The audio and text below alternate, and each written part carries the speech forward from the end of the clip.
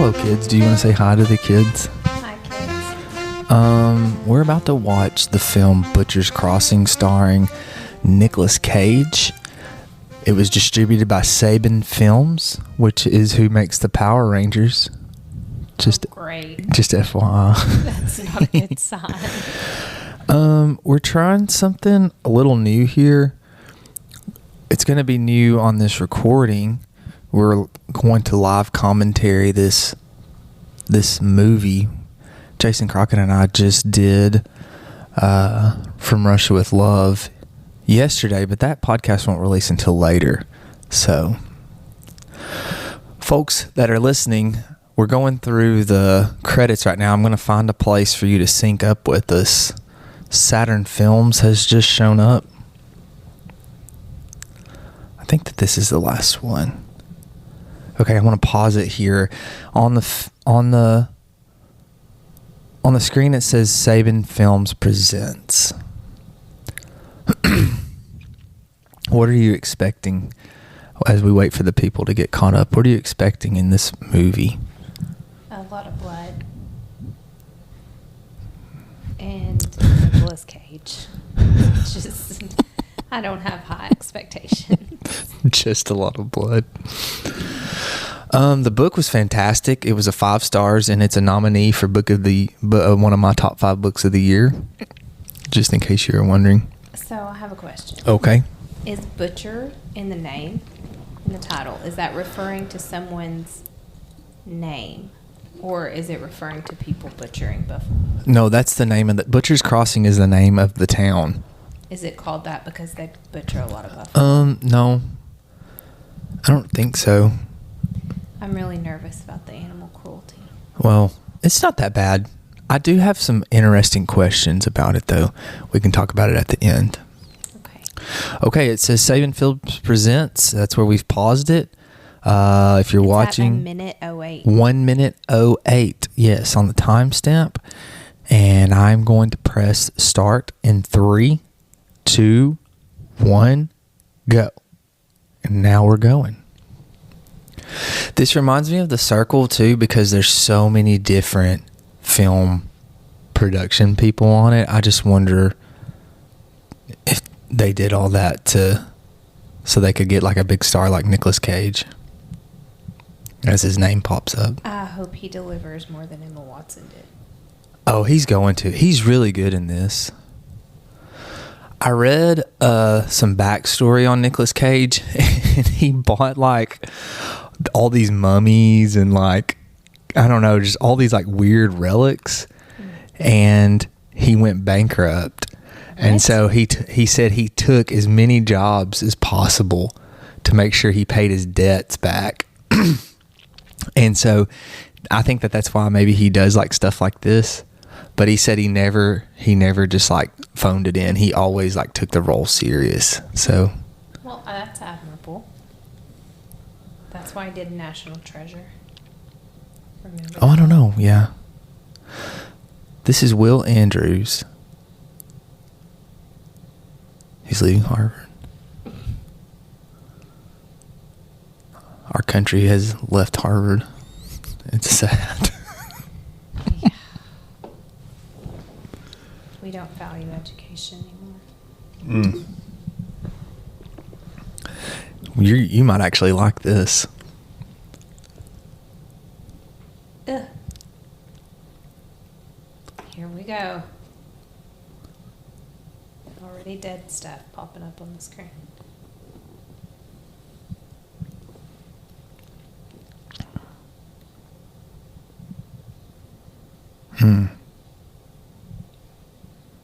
There you go. No, he won't. Be Butcher. back before winter. Butcher's Crossing, 1874, Kansas. Now, you and I have been to Kansas, and in the story, in the novel, he talks about how flat it is. But here, it doesn't look very... This looks like home, doesn't it? Yeah, this looks like Cade's Cove. Yeah. I would be interested to see where they shot this at. Look at that. Yeah, that look at that mountain back there. They are in Cade's Cove, aren't they? Can you Google it? I'm sure I can. Oh, that's pretty. You're already liking this. I just like the old buildings.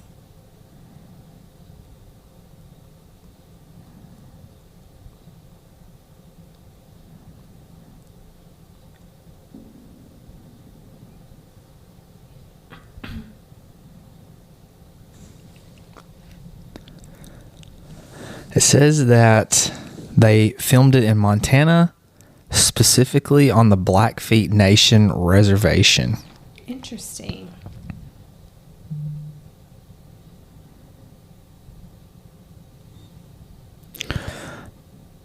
Let's see. There's also some more.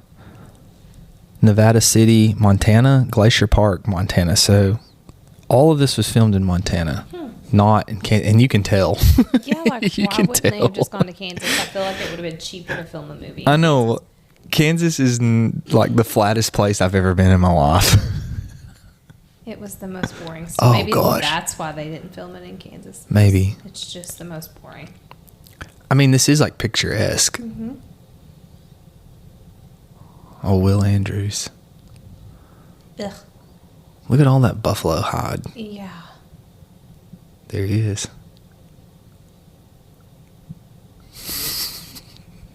And his buffalo coat. Yeah. Ugh.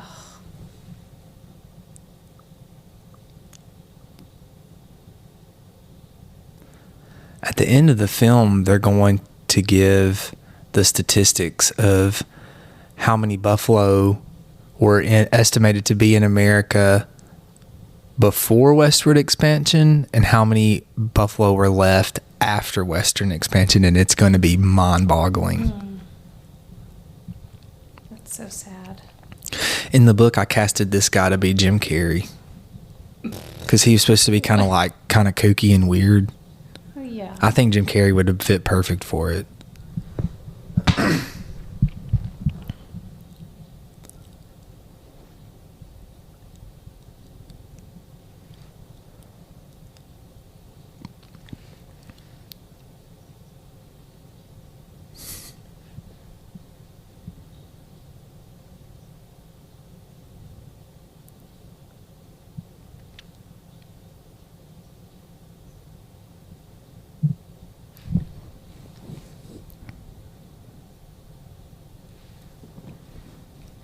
Will Andrews is supposed to be very innocent.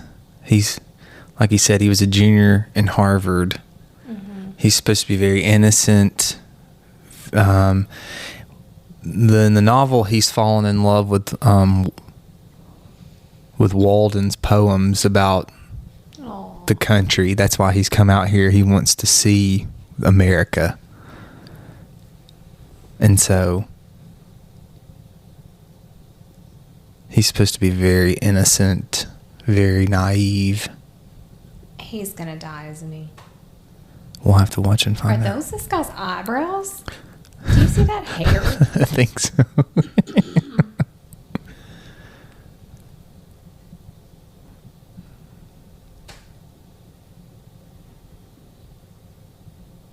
He reminds me of Tobey Maguire. Really? Something about the way he talks. Oh my gosh. I put Ralph out hoping that wouldn't happen. There he goes.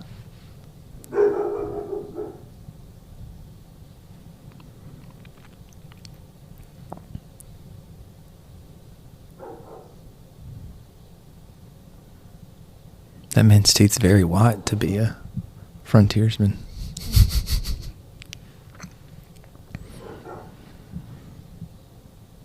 You don't think he sounds like Tobey Maguire? He does sound like him. I think his voice sounds like him, but that's probably it. He doesn't look like him at all, No, I he don't doesn't think. Ugh. Stripped to the bone.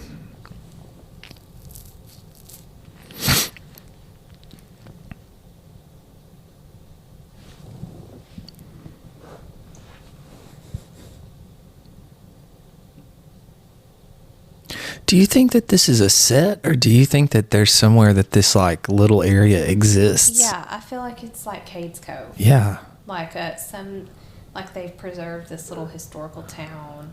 Yeah. And it's probably now like a tourist attraction, but they've rented it out to film this Yeah. movie. Because, like, these cabins are very realistic. Yeah, I know. They do look very authentic. Historically accurate. Did you know in The Crucible, the movie The Crucible, it's set during the Salem witch trials? Mm-hmm. Daniel Day-Lewis, he's a method actor. He moved to the spot where they were going to film and built his own cabin with his own hands. Whoa. That's intense. Charlie Hodge.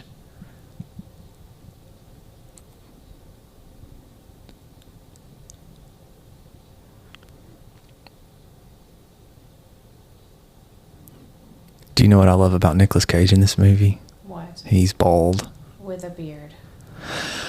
And in the book, he's not. He doesn't look like this. I feel like this is a stylistic choice.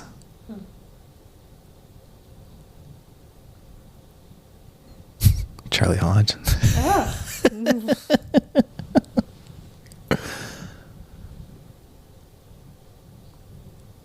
Francine in the book is German and blonde haired. That's sitting here. Yeah.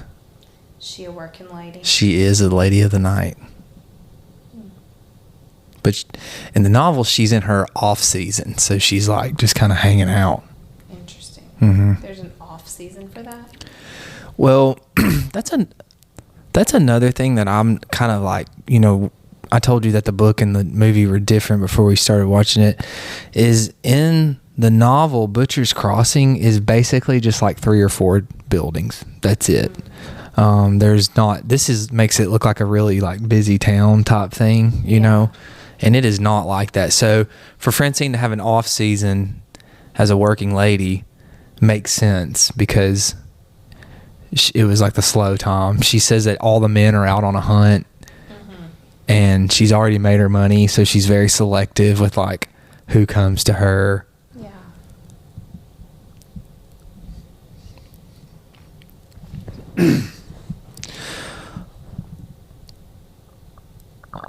Oh, excuse me. Oh my gosh. He's really smoking that pipe good too. Get out of here, Kelly.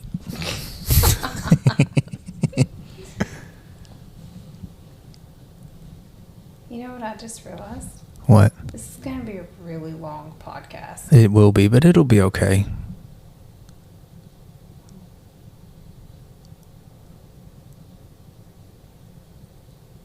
This buffalo. It's all over the place. Look how thick his beard is. It's got to be fake, right? I don't think so.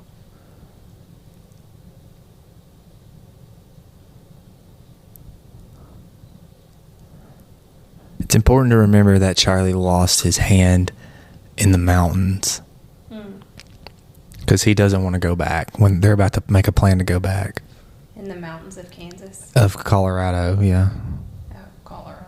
Yeah, he's talking about, he tells him, I went to Colorado and I saw this like the promised land of all these buffalo, so many buffalo untouched. Oh, I missed the Colorado. Yeah, and he's in the Rocky Mountains. And so he's been looking to find someone basically to finance him to go back. Oh.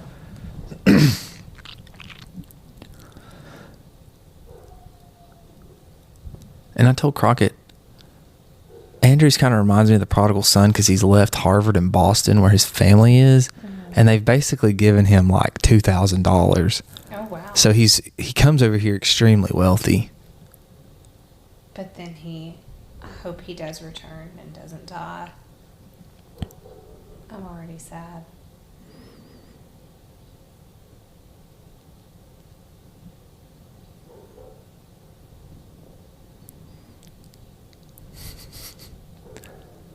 You got you a deal, partner.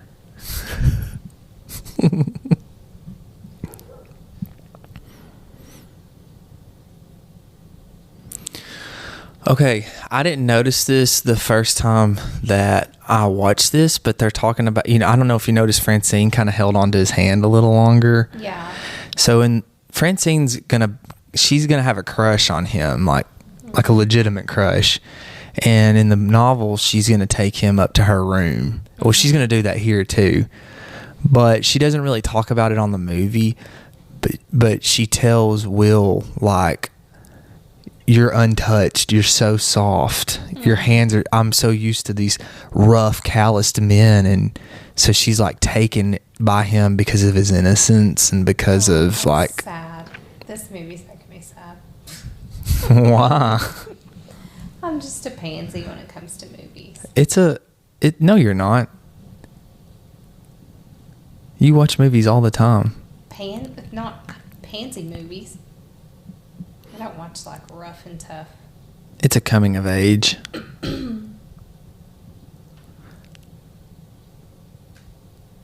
Is this Francine? I think so, yeah. She doesn't look the same. I know.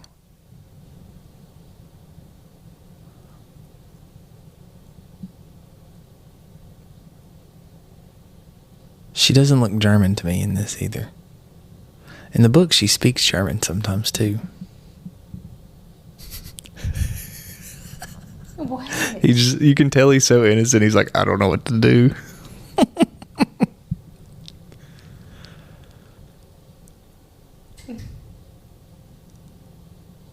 The only rug in town. She's got it.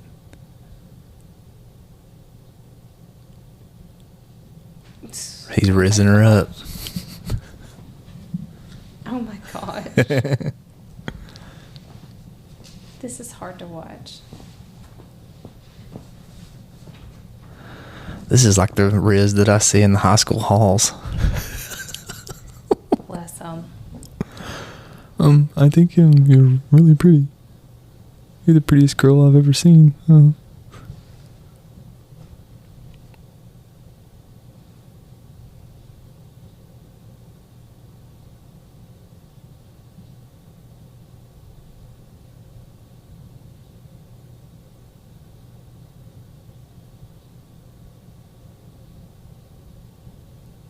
It's kind of predatory. Okay, so let me pull up my notes, because in the book there's a line that he uses to describe Francine when she kind of notices Will. She brings him up here. Let me see if I can find this really quick. Where's it at? Man, it's been a long time since I've read this. This is the line that he says in the book. He says her lips had thickened and her eyes darkened. And it reminded me in Dracula, because when the vampire women in Dracula see Jonathan Harker, it talks about how their lips like would fill up and they would like kind of look like lusty. Do you know what I'm saying? Because they're trying to seduce him. And so it reminded, like you said, so you say predatory. Yeah, I think so. In the novel, she was just like, you're very young. That was weird. Yeah. Well, Crockett brought up a good point in the podcast that he thinks that like Will is also symbolic of this Eden, is what he calls it, this buffalo that they're about to go hunt, this like promised land that's been untouched. And Francine is equal to Miller, who's Nicolas Cage's character. Mm-hmm. And he's predatory, and this is Schneider. I can't stand Schneider.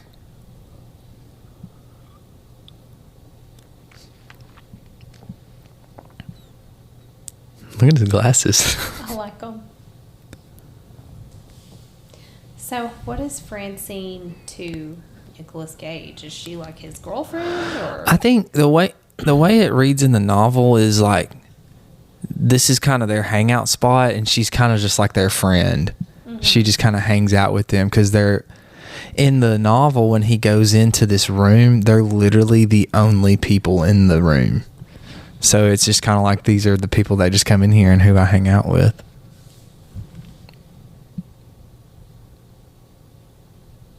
Well, who's that guy in real life? I don't know.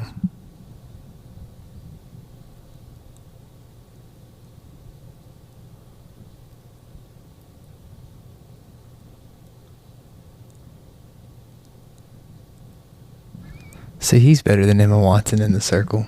Mm-hmm, he is. It's pretty good so far.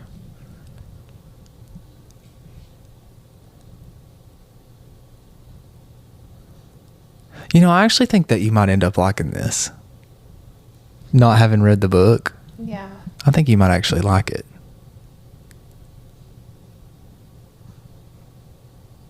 I don't like this guy. I don't like him either. Did you hear the deal that they had made? So he doesn't think that there's any buffalo out there. Yeah. So he says, I'll go with you For 60 60 a month. Yeah, instead of a percentage of the cut. Oh.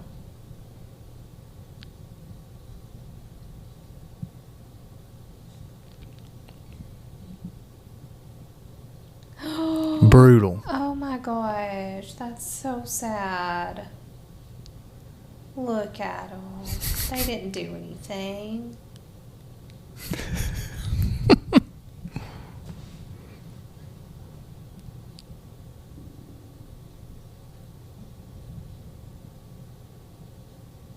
Oh, it's so ominous. What do you think about the stylistic choices so far? Because I feel like it's very artistic. How do you feel about the cinematography? Well, first I want to say I really like that fence. That's what I want. Look at this little town. It's so cute. Look at that metal roof. I feel like that's very modern. I don't know that fits in. It's probably low budget. They didn't want to spend the money to change that roof. Now that kind of looks more like Kansas. Oh, that's pretty. When we got closer towards, remember when we were going through Kansas to Colorado and we got closer to it and the land kind of started undulating a little bit more? Undulating. Do you like that? It's a good word. Thank you. I do feel like, oh, there's a baby. Oh my goodness. That's a little herd. Little bitty herd. Little itty bitty herd. Look at Miller's. Look at the color of his hat. Is he a bad guy? I don't know. What color is his hat, though? Black, obviously. Black. Sorry about that, folks. Moving my hands. I like the stylistic choices, but I didn't mean to ignore you. No, it's okay. I do think it's a little bit artistic, but kind of more straightforward. Yeah.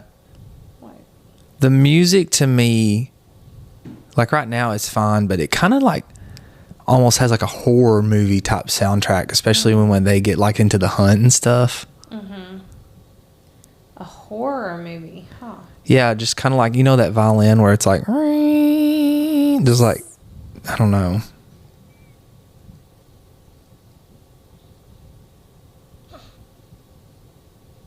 Look at his socks. Oh, yeah. I forgot that he got the saddle sores. Yeah, that looks painful. Man, this book, the book is so good. Oh, no.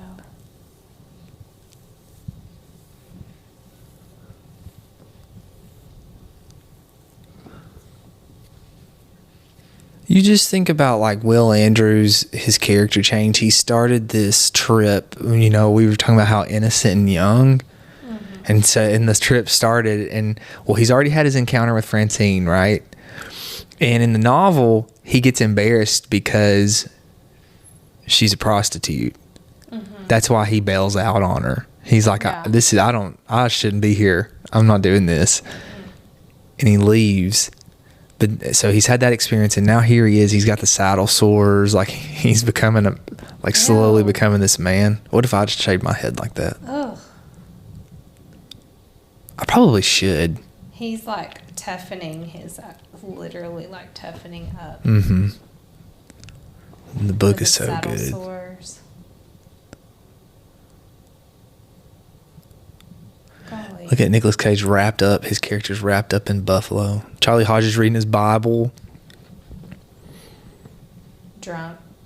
Yeah. Uh-oh. Ooh. Is that an omen? I don't know. Hi, Kelly.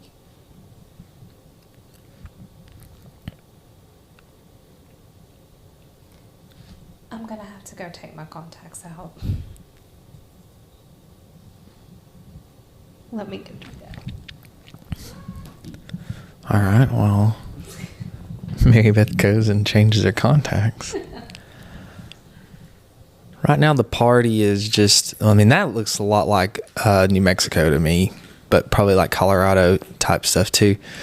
The party is on their hunt for water here in just a little bit. I guess going back and watching this after reading the book and talking about it, and I've watched this movie once already, I guess you pick up things that you didn't notice before. But you get an idea with the way that they're shooting it, how desolate this is and how lost that they're getting. Right now we're at the scene where Will Andrews tells Charlie Hodge that his dad's a minister, and Charlie Hodge is like, "Oh, what's your favorite Bible verse?" And Will Andrews is like, I don't know. I don't know what my favorite Bible verse is. Did he just ask why fear? Did he say why fear God? Yeah. Because Charlie Hodge is like your typical like fire and brimstone guy.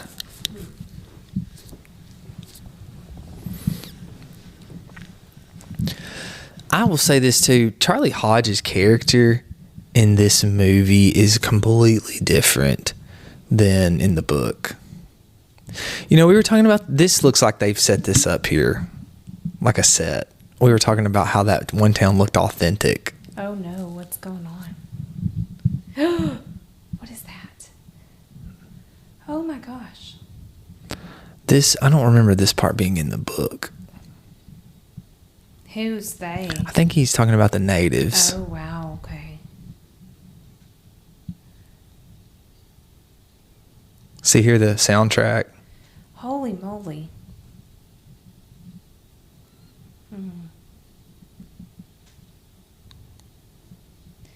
So Will that Andrews. was a hunter that they had murdered. Yeah, well, he has like a trading post there, yeah, for hunters. Okay. Will Andrews is like, I don't remember this being in one of the Thoreau. That's who he goes. I said Walden, Henry David Thoreau's poems. I don't remember this being in one of Thoreau's poems.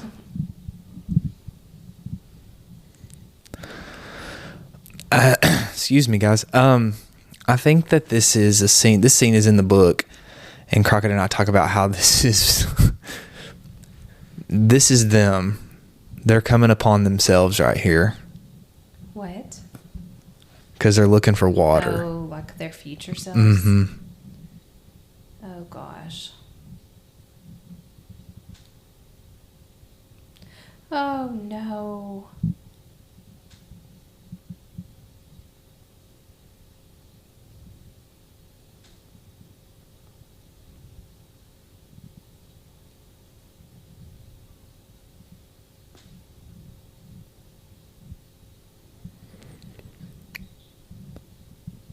Oh my gosh.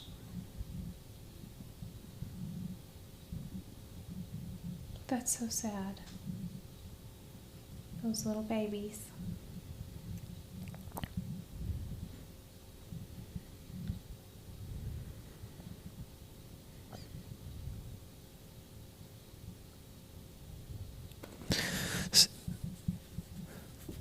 In the book, when he turns him away, they kind of go off in the distance, and he looks at the party and he says, "Well, they're gonna die." Oh my gosh. Was it children in the book? Yeah, it was like a family. They were a part of like a wagon train on the move, and they got separated somehow. And so that's why they're on the search for water because Miller was like, "I know a shortcut to get to where we're going."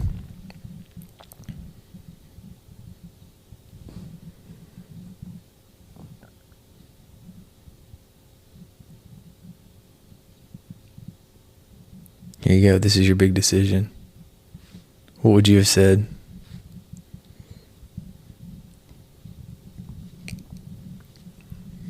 I guess that. Why? If you were looking for an adventure, I mean, like he came out here to do, he's got convictions, like he's going to stick with it, I guess. Here's the thing about Schneider is he's such a dislikable character. I mean, I didn't like him when he was introduced in the book. You don't like him when you were introduced to him. And here's what's annoying about him. He is the voice of reason. He's we need to turn around. We've taken the wrong trail. It'd be smarter to go this way. You don't know where you're at.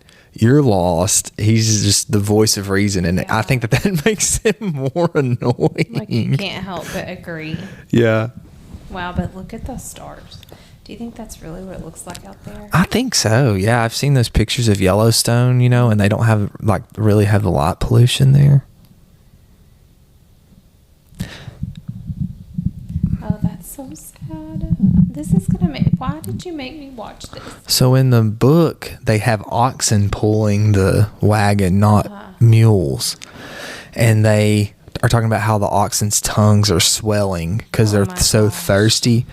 And so they get like a rag and wet their tongues every day because they've got like a thing of water. Oh, look at them. Oh, but I mean, this is breaking my heart. Desperate. Oh my gosh. So he's going to do it here. Oh. They got their keg of water. That's so sad. And those horses know. Oh, that's so sad.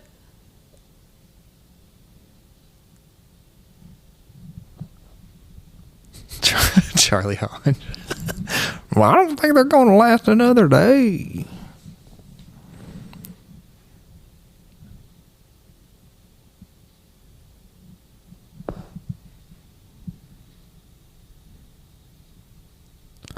No, just another step towards his manhood.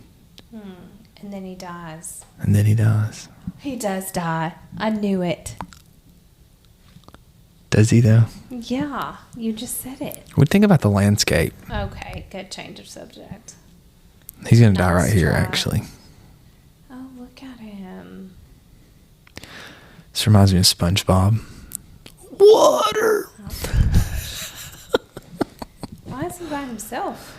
Where are the others? Miller. I think this is Miller. Oh, never mind. I was going to say. I thought it was Miller looking for water.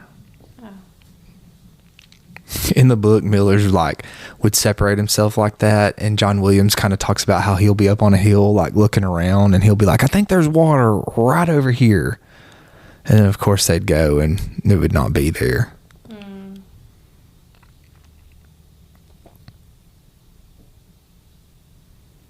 Here you go. Here's some artistic cinematography. Yeah.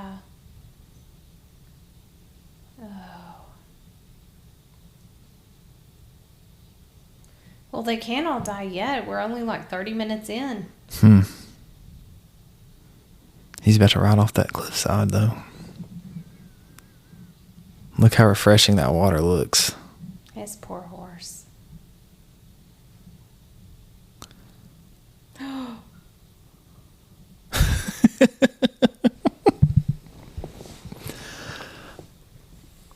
Don't drink too much, it'll make you sick.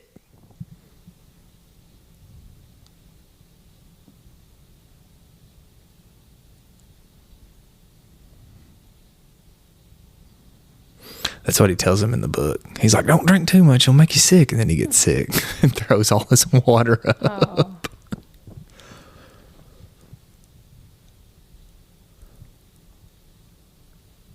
Do you know what Zoolander says? No.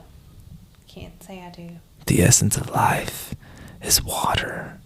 And the essence of water is moisture.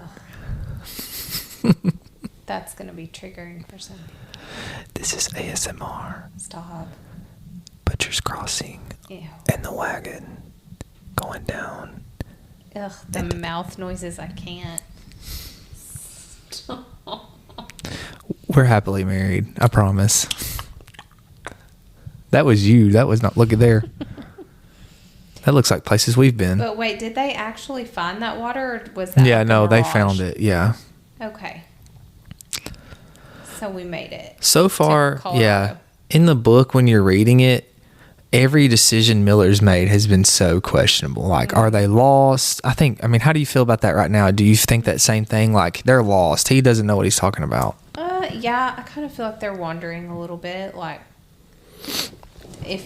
did he even, I don't know, take the wrong path? Wouldn't there just be one He said he knew a shortcut. Yeah. A more direct route.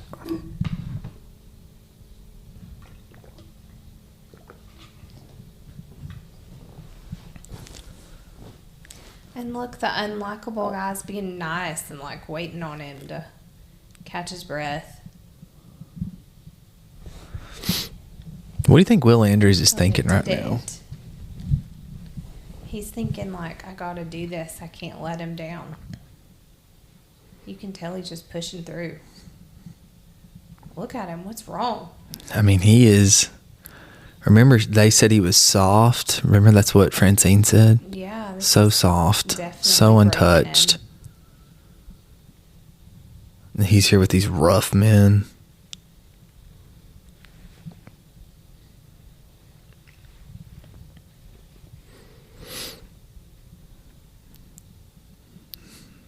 Do you know what song I can't get out of my head now? Do you know that movie? Oh, I was going to guess. guess. Here we go to Butcher's Crossing, gonna shoot some buffalo. That's not a real song. Oh.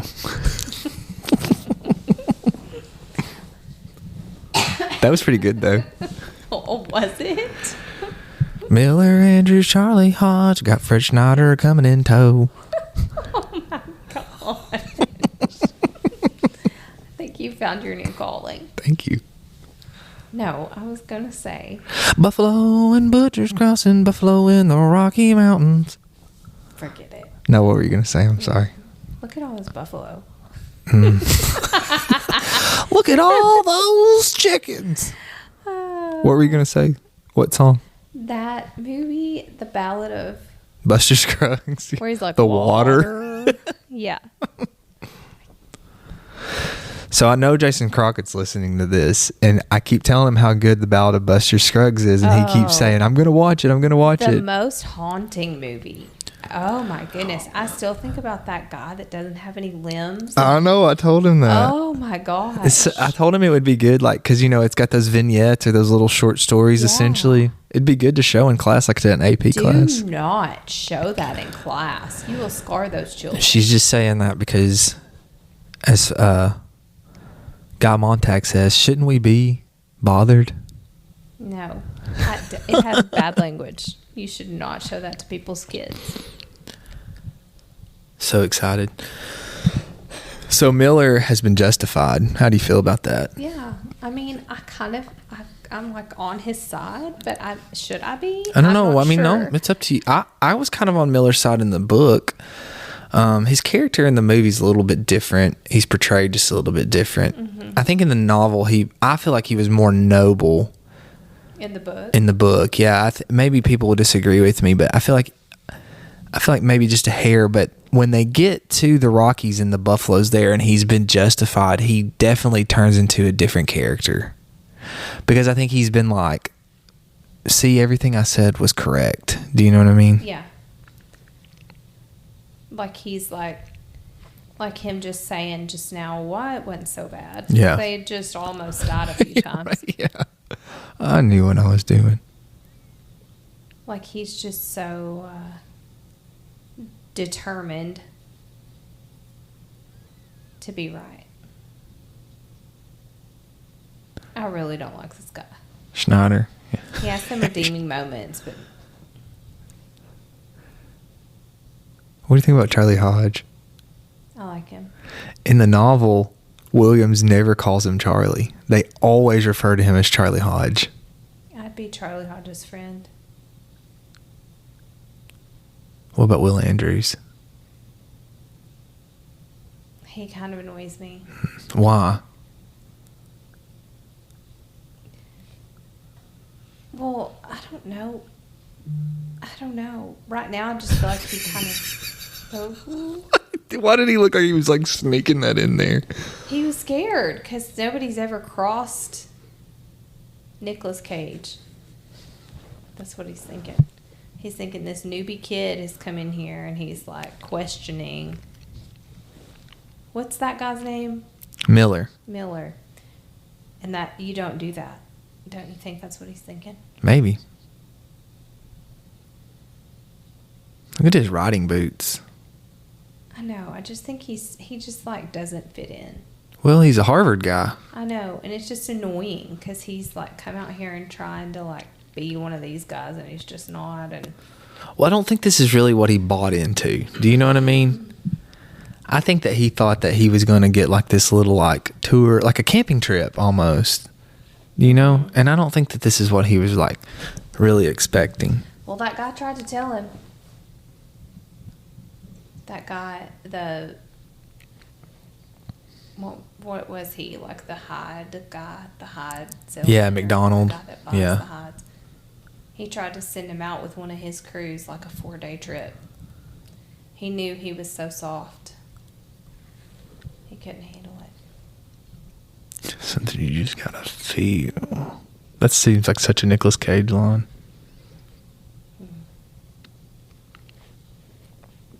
Now, to prepare you, there are scenes where these buffalo appeared to get shot.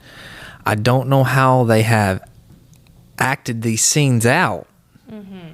CGI, hopefully. But I'm just giving illegal. you a heads up.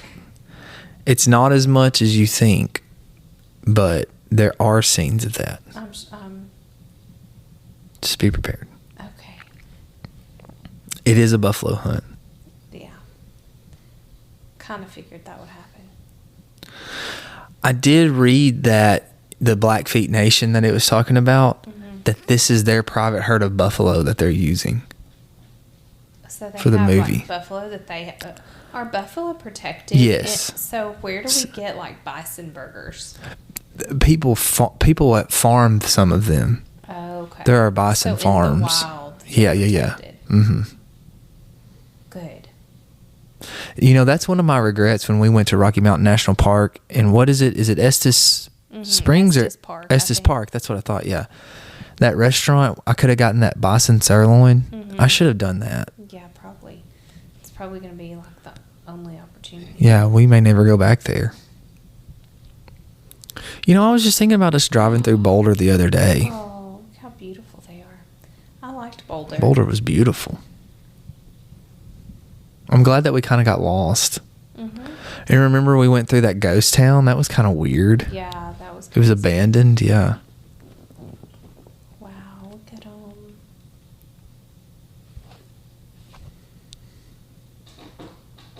Ralph. Let's check the wind here. He It's just just right. carries feathers around in his pocket to throw into the wind.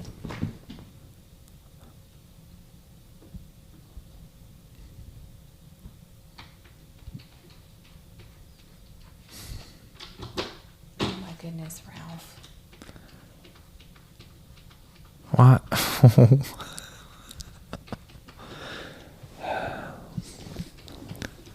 Is that Kelly? Yeah. How would you rate Nicolas Cage so far? Better than you expected? Yeah, I think so. Yeah, I think he's doing a good job. Yeah, I expected him to not be very believable. I think the Schneider guy's doing a good job too. Which one is that again? The one you don't like. Oh, yeah. You don't like him either. I know. Why do you have your eyes closed? I can't watch. Couldn't tell if you were falling asleep. Not yet. Are you just gonna have them closed the whole hunt? Yeah. Oh, does this last a while? Yeah, this is like the main part of the story. Oh, man. Well, maybe. What do you think that was on that bison's fur? I didn't see it. I have my eyes closed. Got to shoot the leader. That's what he says. Did he just die? Did it die? Not yet. Does it show it dying? Yes. Man, what's going on? This never happens. I know. I know. Oh my gosh.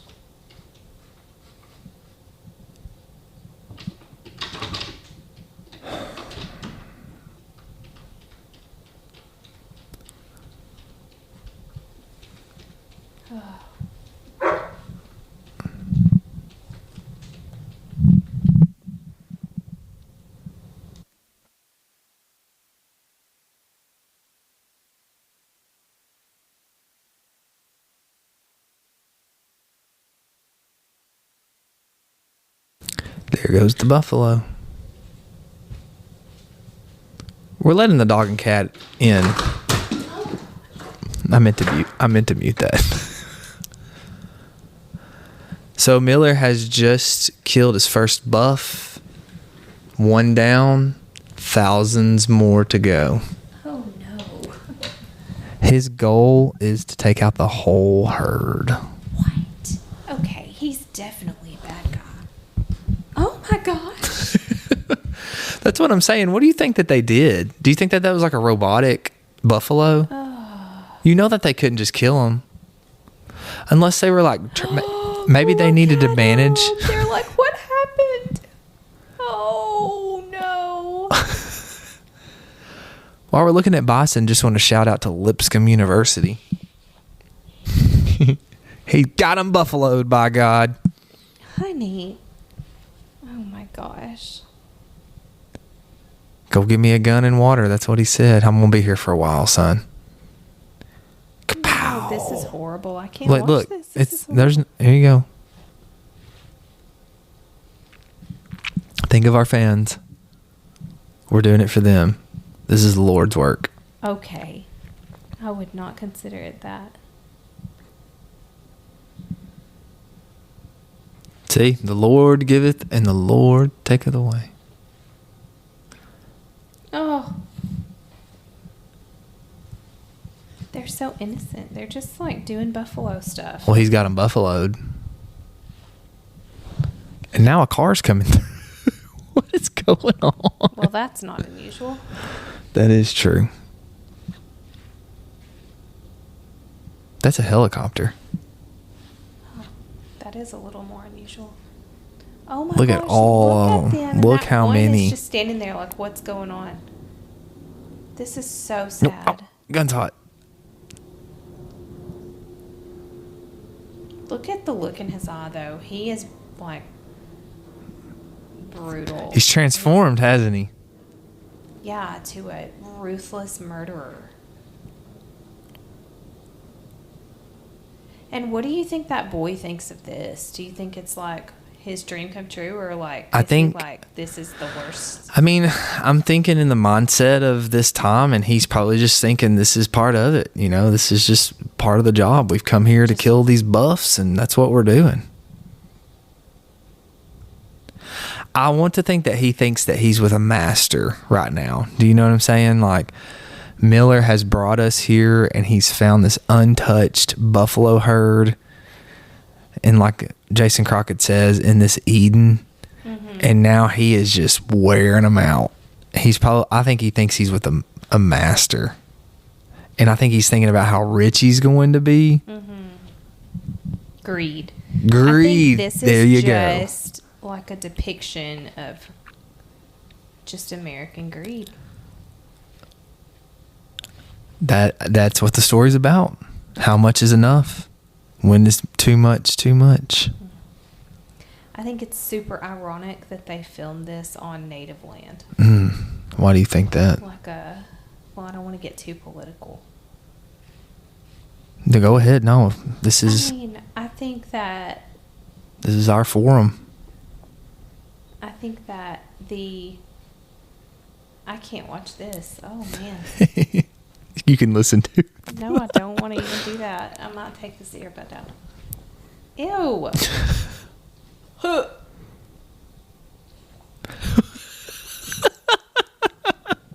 Can't do it. What were you saying? Talk about the natives. I just think it's ironic that this was filmed on native land. A movie about greed And waste. And people who are not, I can't even form a thought right now. So if you're not watching at home and you just thought you'd listen along to, first off, thank you. Really, we appreciate that. But they're skinning the buffs. There's Will Andrews has the buffalo liver in his hands. They're skinning them. This is part of Will Andrews' transformation, just another part of his journey into a man. He's come out here, he's thrown up. Yeah, I'm about to do the same. I just think it's ironic because hesitate. Okay, we white people have driven Native Americans to have reservations. You know, like that's ultimately our doing out west. And this was part of that. I feel like was like just consuming, ravaging the land of what they used to survive, and just the native bounty of America, and we just ravaged it just like we did their land and their way of life. And now they are forced onto these reservations by us, and now we're using the reservation to film which I mean they would have had to have gotten their permission to. I know, and I'm sure it was beneficial to the native people, but it's just ironic. Don't you think it's ironic? A little. Not to interrupt your thought, but it's an important part of the story there. Charlie Hodge was spreading this poison for wolves because he's terrified of wolves. So he's trying to... Well, here you go. Wolf poison. Strychnine. I mean, I feel like that maybe this was a chance for them to have this story told. You know, this is, like you said, I mean, I don't know how else to say it because, you know, Crockett used the same exact term. This is just a story of American greed, you know. Yeah. We've identified something, like you said, was untouched. Not really untouched, but something that was being used, and they've come in and they've consumed it, and they're going to consume it for all it's worth, you know. So I think this is just a chance for them to have that story told. I feel like that's probably why they were willing to allow them to use their herd and their lands. Listen, they're talking about it right now.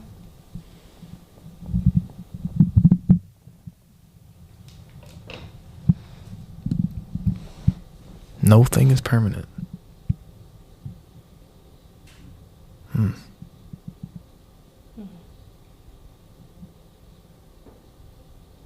It's funny how he's justifying it with the Lord.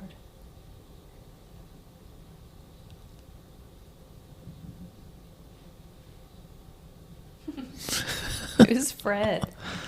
Schneider.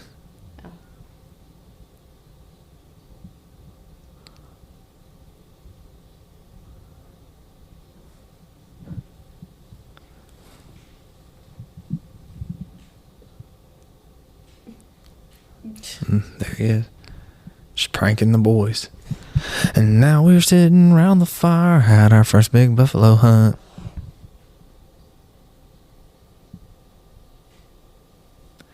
Got so much buffalo meat, we'll eat it for breakfast, supper, and lunch.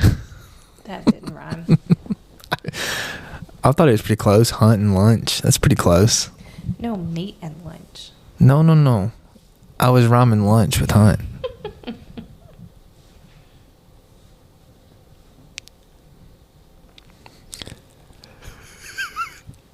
Oh, I hate that guy. That's what he's saying.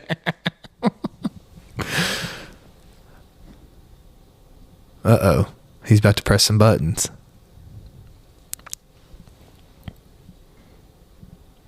Because guess what? Andrews loves Francine. Even though he denied her. Maybe his denial was a sign of his love.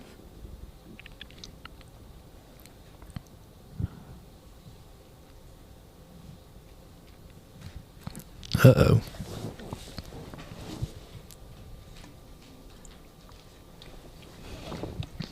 Ugh. This guy's pretty good, isn't he? He's easy to hate. Yeah, he is. I just want to slap him. He's easy to hate.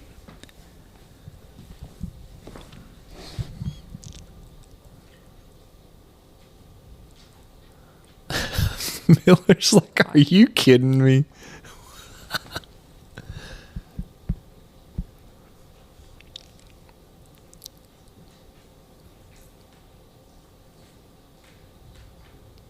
Look at Nicolas Cage's ear. Yeah, it's like thick. Yeah. I noticed. It looked like it was earlier. like kind of bunched up too, didn't it? Is that really how it looks? Maybe it was the firelight. Did they do a prosthetic? Ooh, I don't know. That's a good question. Make him look tougher. What? Oh, I didn't hear it. Look at his ear. I know, it's Looks huge. it looks like a baseball glove. Where'd you get that glove for an ear, Nick Cage?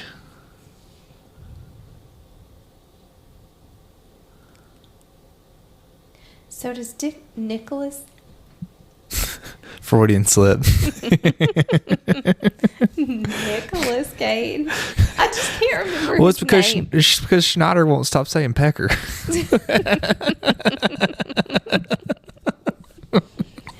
Maybe I should just stick to calling him Miller.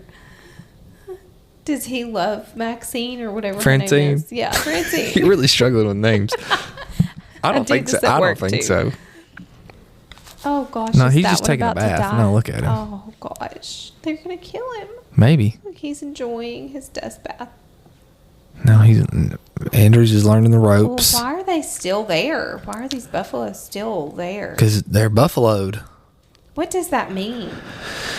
I'll Google the term here in a minute, but what Did that gun just buck his lip? buck his lip, yeah. Just another example of his growth into a man. Yeah. I don't think I want to know about buffalo. That's why. Oh my gosh. That's why Miller was like, "We're going for the leaders. I'm going to identify the leaders, and we're going to go for them." Oh. Because he says once the leader's gone, they just basically stand there and take it. They don't know any better. That's so sad. That's so sad. These are the scenes I was telling you about, though, where you can kind of tell that he's just like randomly firing into like nothing. Do you know what I'm saying?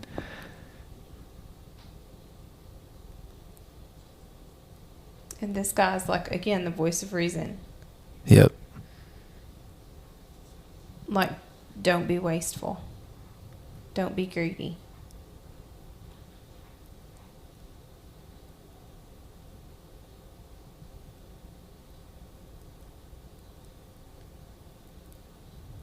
Look at his eyes. He's just like crazed. Mm-hmm.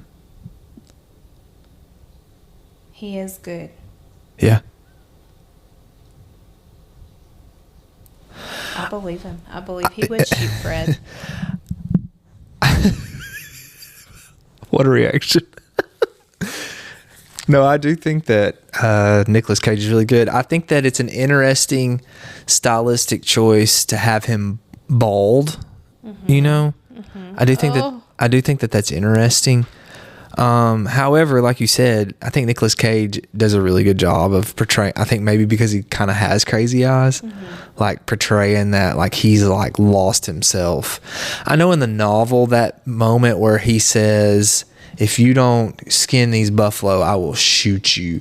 In a novel, that's like a breaking moment for Miller, where you're kind of like, "Wow, he's not the Miller back in Butcher's Crossing." Mm-hmm. Yeah, like he's got a taste of the greed, and he's just like. Mm-hmm. So you're talking about waste. They're eating the meat, but only getting meat for themselves. They're just literally taking the fur. Like, they're leaving everything else. Just laying there. That's what he was talking about with the horns and stuff. I've seen necklaces made out of it. They're leaving everything but the furs. They're taking their hides, and that's it. Well, he had just said GD waste. Yeah. Like, even Miller sees the error Schneider. in this. Whatever. The hateable guy. The voice of reason. Yeah, that we don't like him to be. Oh, gosh. Look. You know, that's not a real buffalo. Oh. Is it? Do you think? Look at that. It looks real, How doesn't would they it? fake that? I don't know. You need to Google that. I need to know these babies didn't really die. Oh, he's been drinking again. That's all there is to do.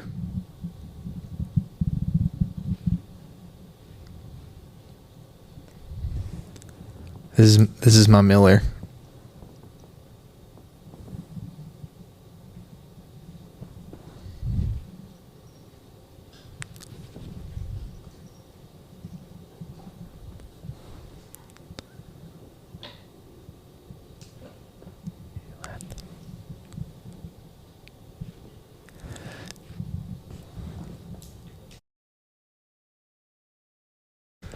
So right now, we're just killing more buffalo. Andrews is throwing up again. This is like the third or fourth time. How many times has he thrown up? Now he's drinking. I think, maybe I'm wrong, but I feel like this is the first time we really see Andrews drink.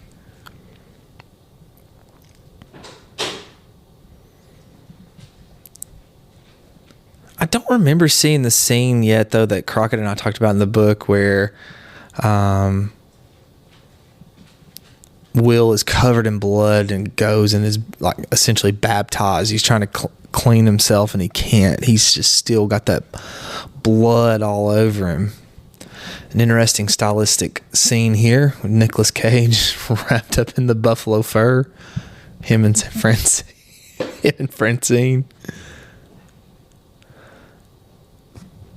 I think this is just that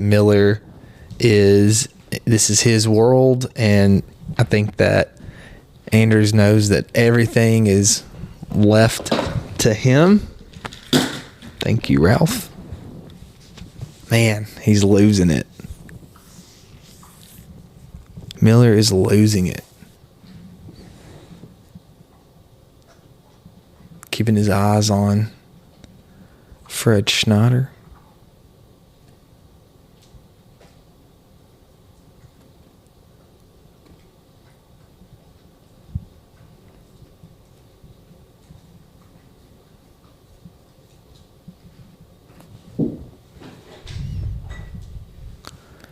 This is kind of more of those stylistic horror movie type stuff.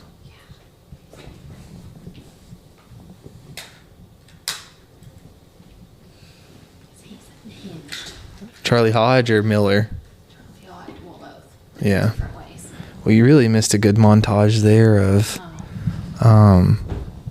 Miller just losing it.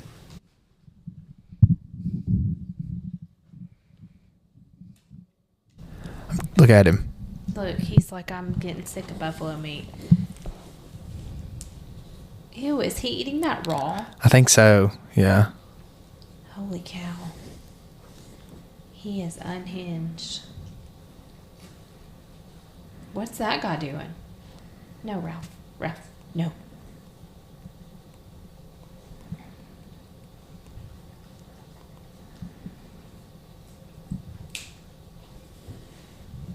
No real animals were harmed during the filming of Butcher's Crossing. Thank goodness. Look at him. Here's your voice of reason. What are we doing? It's time to go home. Come on, Charlie. Pull through for us. How does Charlie have all this whiskey? Where's he carrying it all? They bought like all these supplies before they left. But man, he's probably drank I know. like 10 bottles of whiskey. That's another. Did you hear what he said? How are we going to get all those hides back? Yeah. Oh, yeah.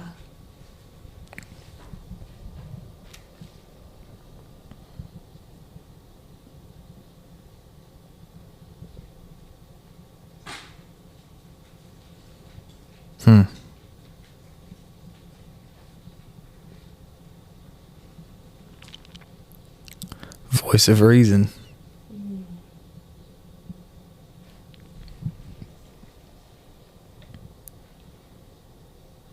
Do you think Andrews is still a soft baby? What do you think about him? Oh, he spoke up. Oh.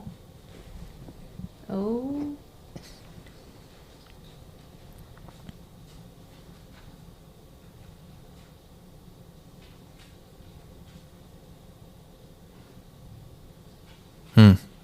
They're all feeling it except Miller. They're all feeling guilty for the excess. We got enough. What a line. Especially with the message we've been talking about with greed. We've got enough.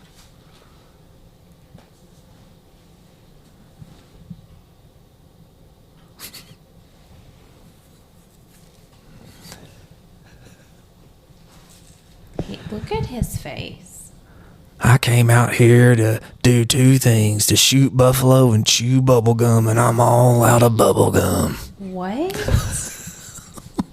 What is that from? I mean, I feel like that's what he basically just said.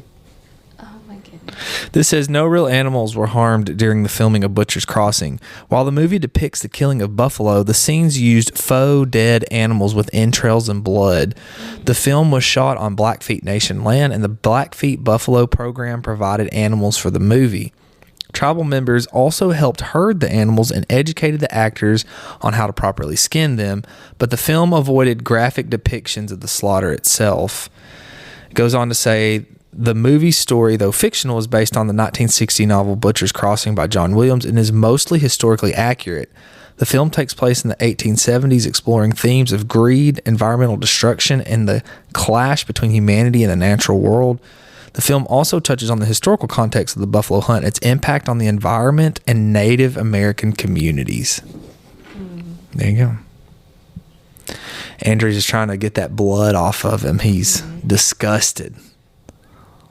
Miller's turned it. Look at him. He's got blood all over him. I don't want to look. Miller was crawling through there like an animal with his gun. That's what he's turned into. Oh, gosh. This scene in the book where Andrews is trying to get this blood off of him is just a really memorable one, because he's got all this buffalo blood on his clothes, and he runs to this spring, kind of like what they've got here that he goes to. It looks a lot like it would in the book. And he cannot get this blood off of him. He's trying so hard, and it's just like he's been marked. He's been stained by this hunt. He's been ruined almost. What is that on his face, on Will's face? I didn't see it. It's like across his whole forehead. It's probably blood. But it's been there this whole time. I feel like he's like an injury. Oh man, it's just breaking my heart. Look at the babies.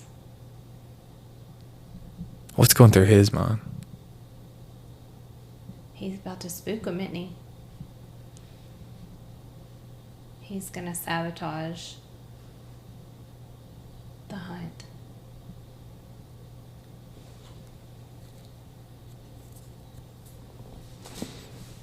Because your shoe have gone crazy.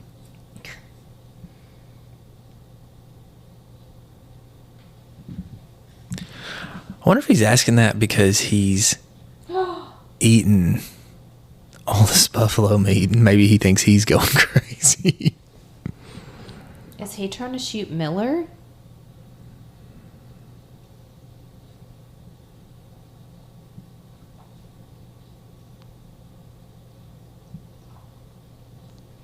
But wait, I don't understand why that shooting is scaring them to run when they literally just stood still for him to shoot. Well, there's so few left. They're trying to gather them back up, because in the book they go from one end of the field or the prairie, and they'll come around them and send them back the other way. Like they slowly move, and so you've got just this really small herd now, and then he causes this stampede. Because they would like sneak up to the opposite side of them so they could start shooting them back towards their camp or back towards where they wanted them to go. And he just outright just shot. Miller's going to shoot him, isn't he? This is it. This is where he dies. Is it really?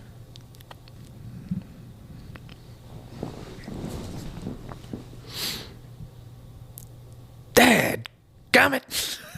Oh my goodness. Look at him, man. I have been chewed out by some college baseball coaches, and I'm pretty sure that's what it looked like from a distance. Uh-oh. Oh, it's snowing. It's snowing, and you know what snow means. Change is coming.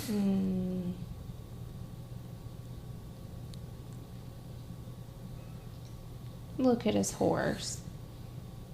Oh. Uh-oh. Charlie Hodge, oh no, I'm going to lose my other hand. Oh my goodness. Well, he's so mad. He's so mad. Who? Charlie? Charlie Hodge, yeah. That it's snowing? Yeah, because remember that's what I was saying. He didn't want to come back here because this happened the last time they came, and he lost his hand because it got frostbit. Oh, man, I missed that part. Wow. Oh, no. He better put that hand in his coat.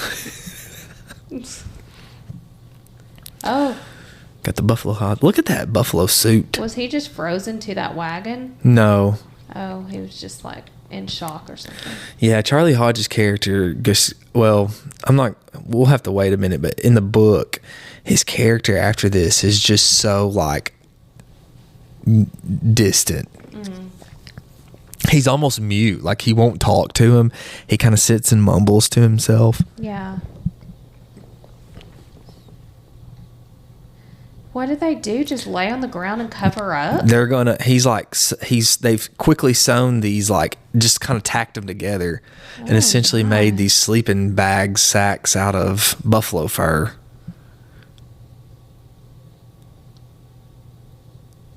This is when you say, I remember you and Crockett talking about them getting through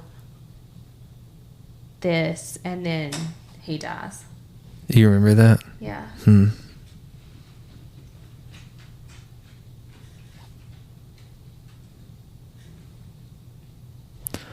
at that. It's pretty. Mm-hmm.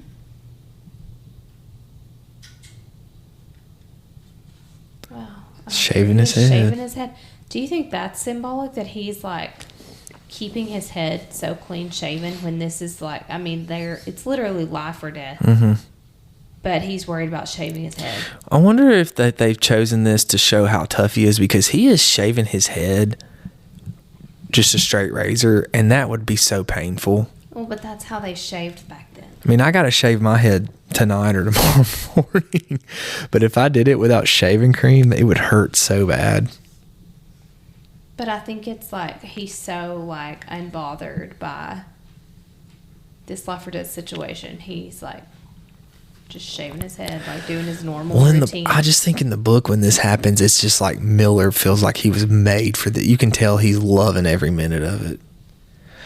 Also in the novel here, this is kind of where the book and the movie start to like make a lot of different choices.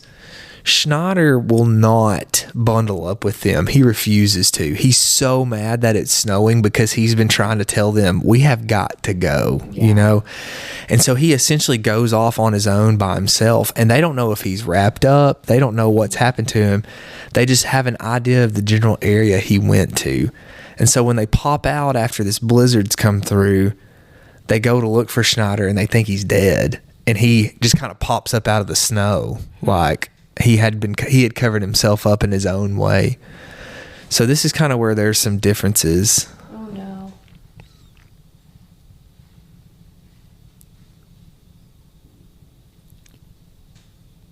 Oh, well, there's Schneider. Yeah. Well, he survives the blizzard in the book. It's just like I said. But I mean, he didn't make his big appearance like he did. Yeah, he camped, or no, I shouldn't say camped, but like, I guess dug out with them. But in the book, he separates himself from the group, which in the book is a common thing. When they're traveling, Schneider's like always out by himself. He's always like kind of keeping to himself.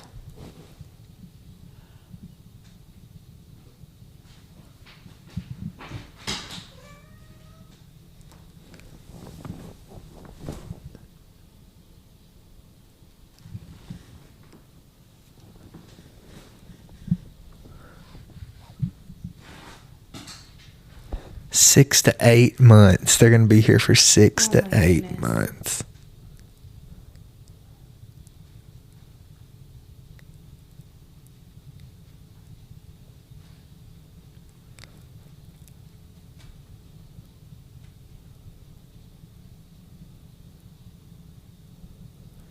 I forget that people at home can't hear what we hear.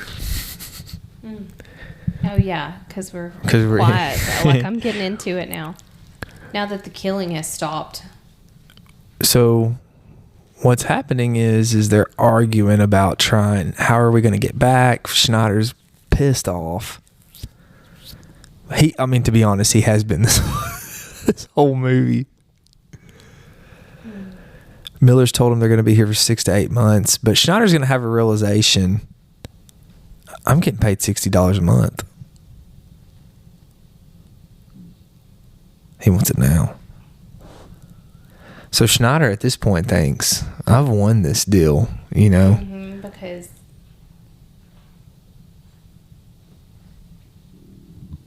oh no, but it's his money.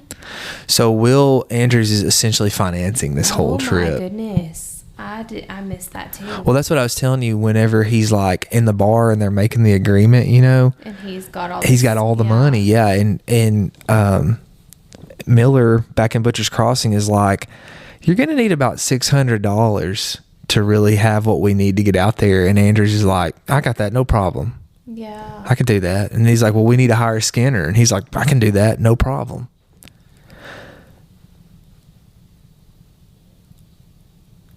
oh my goodness. He's like, lost it. I don't know. He like goes on these, what is that called in like Shakespeare, where you just like a monologue on your own. Yeah. Schneider in the book kind of becomes like an animal after this. Schneider does? Yeah, he's like very like, he kind of talks to himself a lot and they can't understand what he's saying. Oh, look at those sweet little buffalo. He's about to shoot him. Oh my gosh, you're kidding me. Serious? No. Oh my goodness. I cannot watch this. Oh, he didn't do it. What's it worth? There's Charlie Hodges' wolves he's so scared of. What do you think about the cinematography now? I mean, it's really gotten stylistic since they've been on their hunt. It has. This poor guy. This movie's been a lot better the second time I've watched it. Wait. They need meat now, and he wouldn't shoot the one buffalo he saw when he went on that huge killing spree? I'm so confused. In the book, the buffalo just head off in the horizon after Will shoots at them, and they're gone. They don't come back. So he's got to go hunt like deer, rabbit, squirrel, stuff like that. Uh-oh. Look what he's got.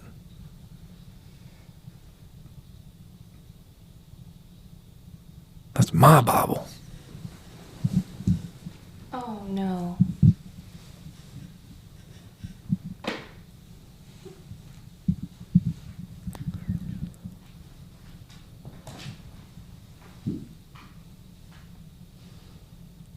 Uh-oh. Oh, my goodness. What a terrible person. Burning the Bible. That's a whole new low.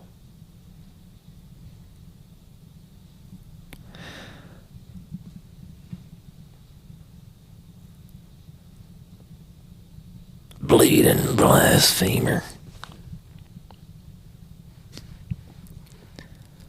Schneider is like typical locker room bully. Yeah. Get a load of this guy. He's Summer's boyfriend on Napoleon Dynamite. Oh my goodness. That's one I haven't seen in a while. Well, for those of you watching at home, I ate 4 white chocolate Reese's peanut butter cups, and Reese's are really about the only candy that I'll eat, and I think I like the white chocolate better than I like the... What was that? That strychnine, that wolf poison. Oh, did he put it on Schneider's food? Oh. Oh, dear. I think the white chocolate are too sweet.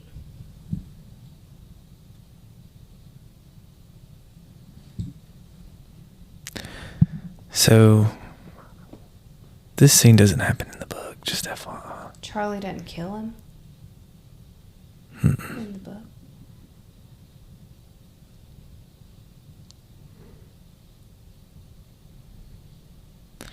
Also in the book, they build like a makeshift cabin. I guess in a sense that kind of looks like that, but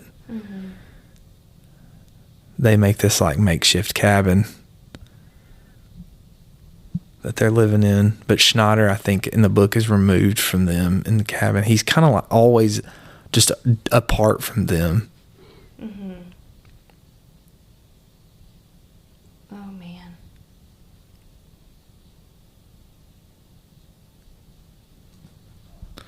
Lots of snow. Buffalo struggling. Would the snow not have preserved the buffalo that they had already killed? Well, I'd imagine it'd be frozen and they can't find it. Because, I mean, how many feet of snow are there out there? That's true. You know?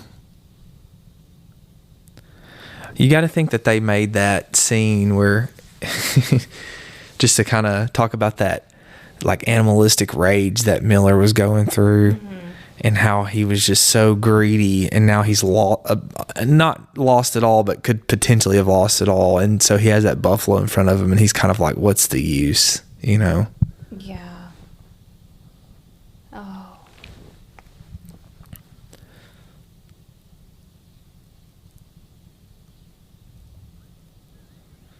Andrews was face to face with the buffalo, kind of like a vision. Staring into his soul. Like, look at you now. And now the snow is gone. Spring is here. Did Schneider make it through Charlie's poisoning? Well, we're going to find out. Birds.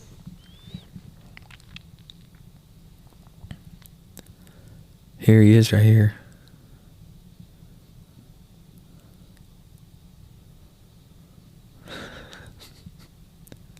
Oh no. Is this you on a road trip? Stop.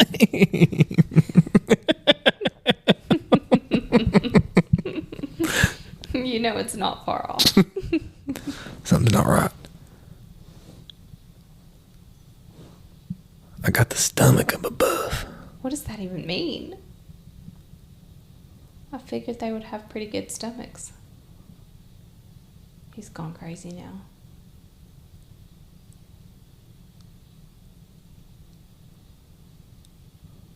Some more stylistic choices.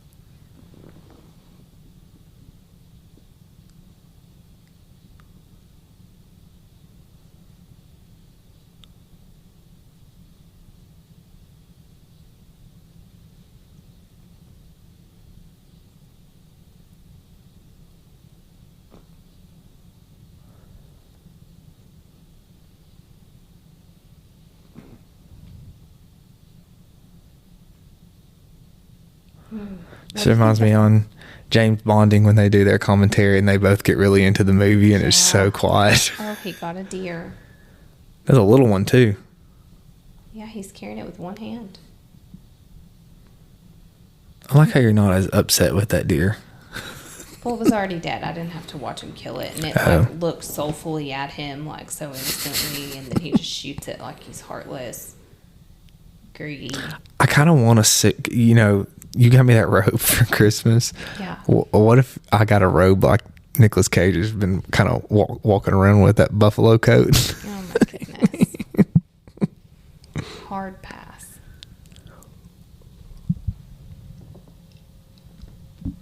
I really like the hood he's made on it too. Yeah, because he's bald, so he has to have something on his head. Man, I'll tell you. Charlie's like astounded that Schneider's still alive. I think Charlie has just lost it. Yeah. What are you going to tell us? When you have no hair, which for those of you who don't know me and you're not looking at the photo of our show's title, I am a bald man. And man, your head does get cold really quick. I mean, it's gotten to where like in the wintertime, if I step outside, I've always got to have a toboggan on. It's just cold. Your ears are always cold. Look, he's just stroking his bald head right now. I do that sometimes. That has to be. When I'm thinking, Yeah. I rub the back of my head. I do it so much my students have noticed it's like a character trait of myself. Has he been scalped in this movie? Like, he's got like a scar, like stitches around the back of his head. I don't know. see it? No.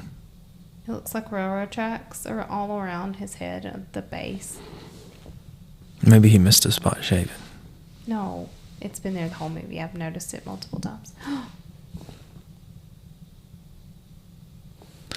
So what's happened is Schneider is trying to get him to go, and Miller's like, we need to wait.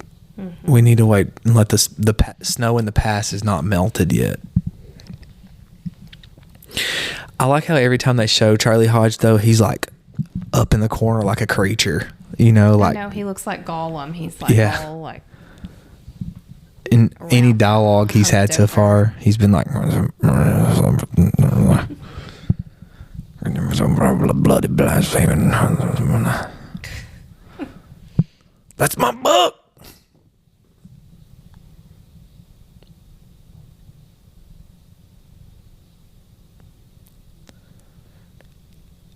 I mean, that looks good. Ew. It did not. Oh, there's that owl again. He's always watching.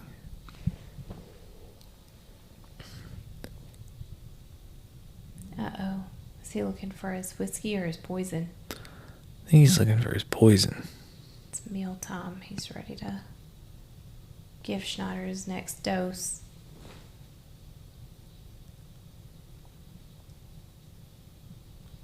Here we go.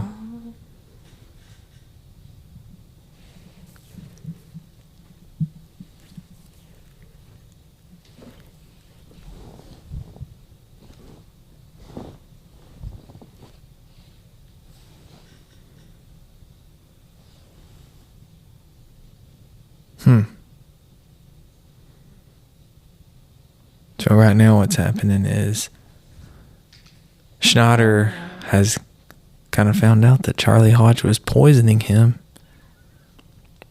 and he's going to kill him.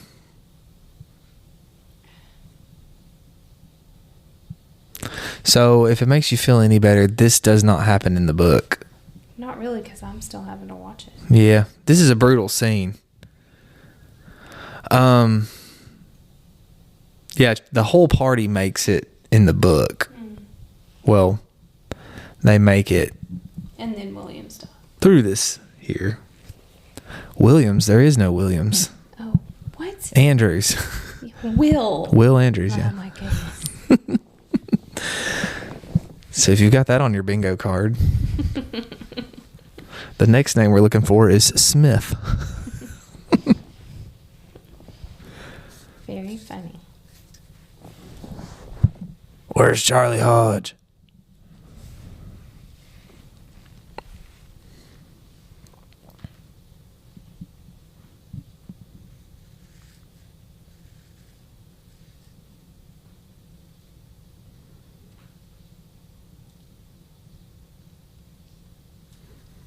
Uh-oh.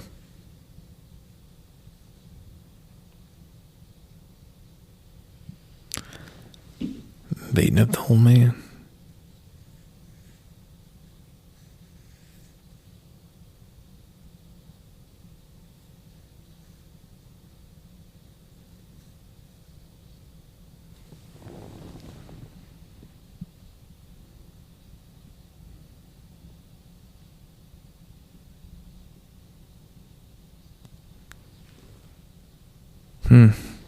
What was Charlie's job?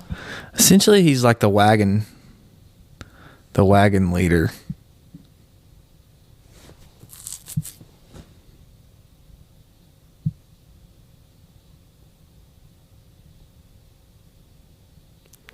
This right here kind of reminds me of one of my favorite quotes from the book. I read it in the podcast, but I'm going to read it again because I feel like it's just really good writing, if I can find it. He says, in the spaces between the huge trunks were only other trunks and others, on and on until the few trees that he could see merged into an image of denseness, impenetrable and dark, compounded of tree and shadow and lightless earth where no human foot had been. That's pretty good, isn't it? Mm-hmm. That's what that little scene back there should remind me of. Yeah, so this doesn't happen in the book. Charlie Hodge's death. Mm-hmm. Charlie Hodge in the book makes it back to Butcher's Crossing. Why do you think that they? This is a genuine question. Why do you think that they've chosen to eliminate him? I don't know. Just a twist, I guess.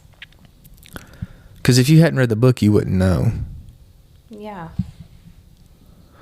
What they were doing was covering the bells. They're going to come back and get them. They're going to take what they can, sell them. Burying him under that. No, they're going to take what they can and sell them, and come back and get them. And he's going to do that.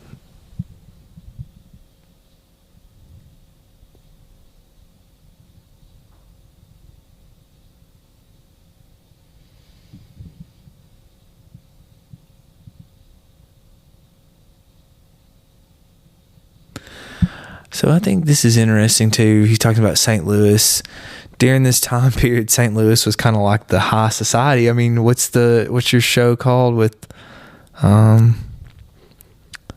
Dorothy in it? Why can I not think of her name right now? Dorothy. Meet Me in St. Louis. Oh, yeah. What's her name? Judy Garland. Garland. Yeah, sorry. I can't believe I can't remember her. St. Louis is kind of like the it city. And in the novel, they're always talking about Schneider, like, loves St. Louis. He loves the finer things. He's always talking about how he's going to go back to St. Louis and live this high life and all this stuff.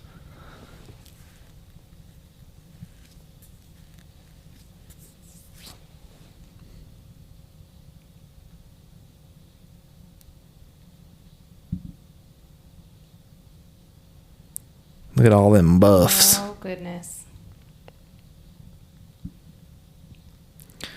Well, I'll tell you a person that, looking at this way that they've like tied the stuff down, a person that they're probably glad is not on their trip, and that's me. Miller would have said, Hasten, we need you to ratchet strap this down. I'm like, I don't know how to do that, man. No, you would have said, man, it'll be all right.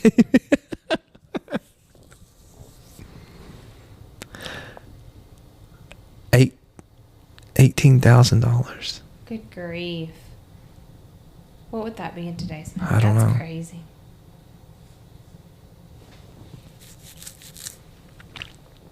That's what he was really after. Mm-hmm. And that Why line couldn't is he in the just- book. I don't know if he does it in the movie, but in the book, he's kind of like, to Schneider, he's like, how do you feel about your deal now? Here you go. Look at that scene.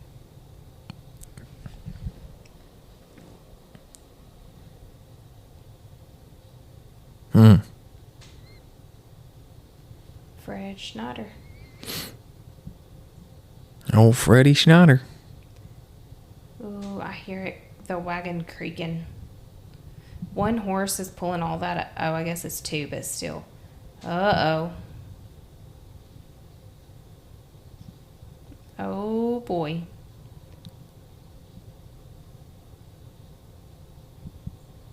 Oh, no.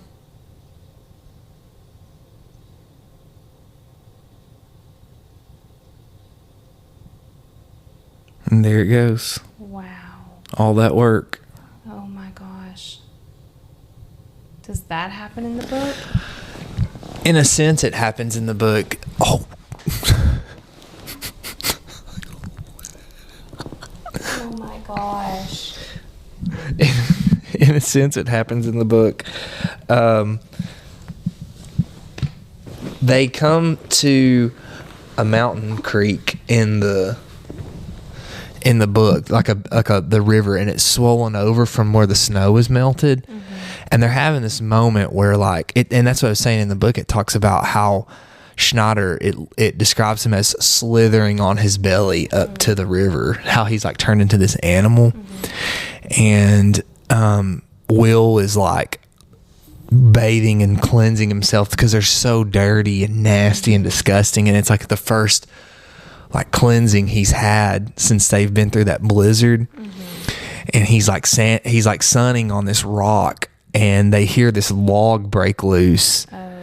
and this log comes and kills Schneider and then takes out their wagon and their oxen. And that's what they did right there is basically what happens. They're just sitting there just like, Yeah. what has just happened? So all that work, waste, greed, what's it got them? They've come into Butcher's Crossing the way that they left. Empty-handed, and he had just said and watched their eyes pop out of their heads. Yeah. And town's deserted. It's deserted. There's just hides everywhere. McDonald's gone. Office ransacked. Was it the natives? No. For Miller, it's going to be something a lot worse.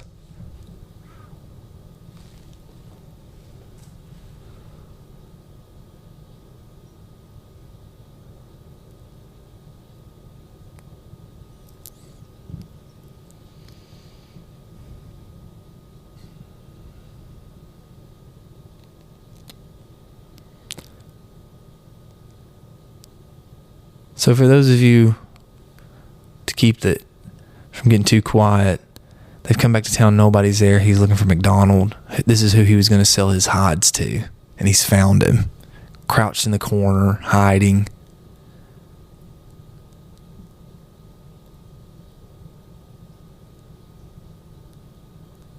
They've been gone for 8 months.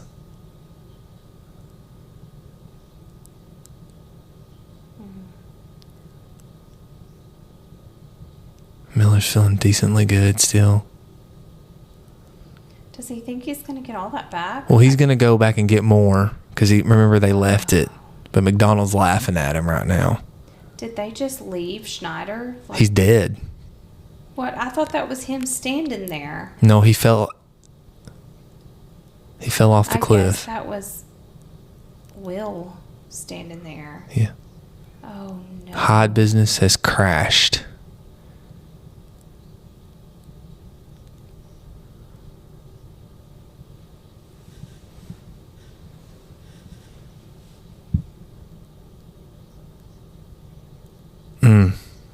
Oh. So if he hadn't have been so greedy, he'd have made his money.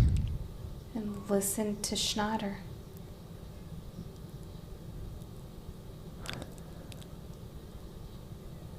So for those of you at home who are listening, the deal was with McDonald that Miller made, he would come back with all these hides and he was going to sell them for $4 a hide. And McDonald has told him that the market has crashed and that he can give him at best 10 cents a hide. Oh, no. And in the book, McDonald's, another ironic part in the book is McDonald says, if you could have brought the meat back, the meat's up. We could have sold the meat and made some money off of that. Wow. But they let all that meat spoil. Yeah.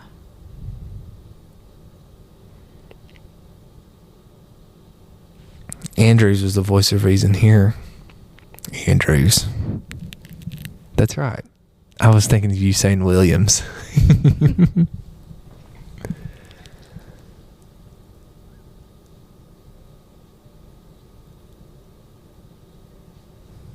Well, now they're back. What do you think about Andrews?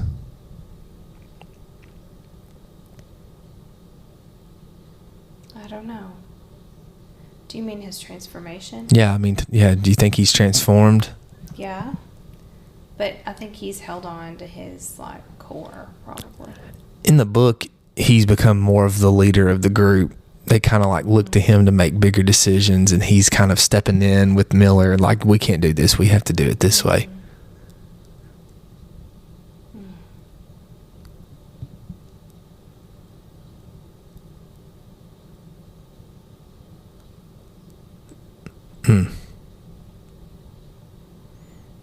It wasn't what he thought it would be, but he saw what he needed to see. To learn his lesson.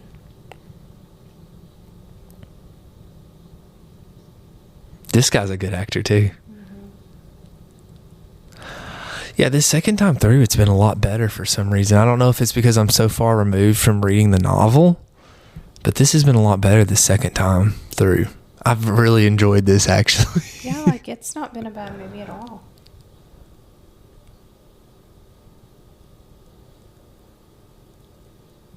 There are parts that bother me. I mean, this town is really cool, but it bothers me because, like, that's not Kansas. Do you know what I'm saying? Like, yeah, and it doesn't portray, it doesn't even look Yeah. the same like Kansas would look, I don't feel like. and we've made these stylistic choices and these choices with the story, like Charlie Hodge's death and things like that. So if this is the only place that we could get, why not try to say, well, this is in Colorado or Montana or, Yeah. you know, somewhere like that. So Will's getting his bath. This happens in the novel. But again, Charlie is with them when they get back. Schneider does die on the way back because the log takes him and the hides and the wagon out. But they get there, they get to the hotel and they're taking this bath. So it's like literally they're washing this journey off of them. Mm-hmm. He's like purging his mind of the Mm-hmm. horrendous things that he's seen and done.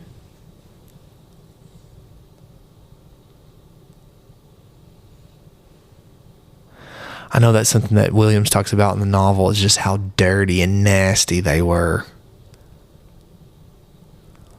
Also, this scene that's about to happen, you can tell a mark in Andrews' character because when he comes back, the first person he goes to find after his bath is, guess who? Maxine. Francine. And they basically make love for like 5 straight days. Oh. And he thinks that they're going to like, I think he's trying to see if he's going to marry her, you know? And there's just something, he's just not like clicking with her like he was. But that's that, He's like, not young and soft right, anymore. yeah. So he's transformed into this man, and it's just not the same. He even looks different. Look at him. He even looks like Yeah. more mature. Here's Miller. It's burning down the town. All the hides. Just again, completely unhinged. This is McDonald's office that he's burning down, just by the way. I'm sure you knew that, but I figured. and there's McDonald. This scene is in the book. Is Miller going to throw him in the fire? Oh. So he comes through and he kills him here, but in the book he doesn't kill him. He's trampling him with his horse. Oh, gosh. I think look at this look he gives, I think, if I can remember this correct from the first time I watched it. Yeah. Look at this. So haunting. Like, why is he looking at Andrews like that, He's you know? like glowing in this fire that he said. He looks like the devil. The devil. That's exactly what I was going to say. Has his black hat on. That big, thick black beard. And something Crockett says a lot that I like is the devil never appears as the devil. He appears as someone we know. So true. So I think this is where they're going to give the statistics. Actually, we've got to watch Will Andrews ride off literally into the sunset. He lives. He goes back home. But in the book, doesn't he die? No. Oh. I guess you were talking about Schneider, yeah. Yeah, Will spends about 5 days with Francine and like they're, I guess, exploring each other, trying to see this relationship where he denied her the first time. I think that's like Williams using that as a benchmark to show his like journey's complete into a man, you know? He's like not denying her. He's almost like going overboard with it. And then he gets up in the morning like this and decides I'm going to go back home and just leaves her. Goes back to Boston. So here's some of the statistics for those of you at home. Look at those buffalo skulls. This is a very, very famous picture of all the skulls of the buffalo that they were taken. How many there were, how much waste, greed, like we've been talking about. It's just disgusting. So this says in 1860, an estimated 60 million bison roamed the American West. 2 decades later, the bison population plunged to fewer than 3,000. 300.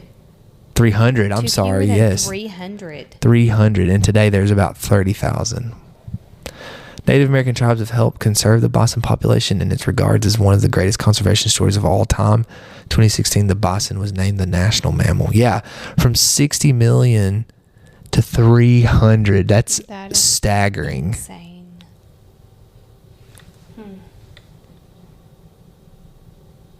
And now it's just telling us that the Blackfeet Nation in Montana allowed them to use their lands and their tribes. So, I'm sorry, their buffalo. Yeah, they're herds. All right, and that's it for the movie. The credits are rolling. Thanks for listening so far. We'll wrap it up here. What did you think about the movie? It was a good movie. I enjoyed it. What do you think about the message? I think we got some Paw Patrol coming on here. What do you think about the message to the movie? Because, I mean, the message in the movie is the same as in the book, and I think it's really portrayed really well. And the story is in the 1870s, roughly, or 50s, 1850s. And then the book was written in the 60s, but obviously still a relevant message. Yeah, it really resonated with me. For some reason, in the past year, I've really been aware of, like, the brutality that was brought upon the Native people and, I guess, the land, like, you know, by the first settlers in America, and just how disrespectful we were of the land and the native ways, and that just really underscores it.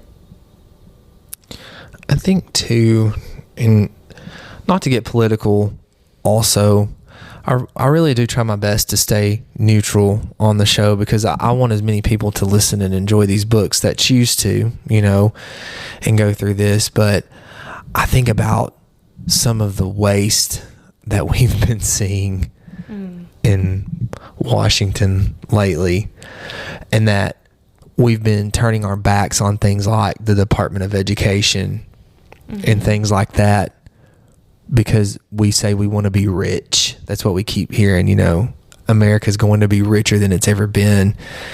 And, you know, as an American, obviously I want our country to be prosperous and I want it to be the best that it possibly can be.